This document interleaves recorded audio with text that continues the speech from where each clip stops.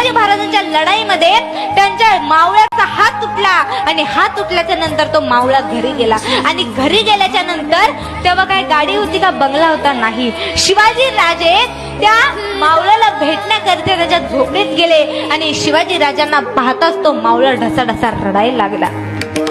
राजा म्हणाले रडू नको, लवकर बरा होशील. तो मला राजा हात तुटला याचं दुःख नाही. मग राजा म्हणाले का रडतोयस मग. तो मला राजा हात तुटला याचं दुःख नाही, पण आज रयतेचा राजा या गरीबाच्या झोपडीत आला, पण या तुटलेल्या हाताने राजाला मुजरा करता आला नाही. याच्यापेक्षा माझं दुर्दैव कुठलं असू शकतं. याला म्हणतात निष्ठा. मग म्हणावं की राजा तुम्ही जन्माला या. माझ्या राजा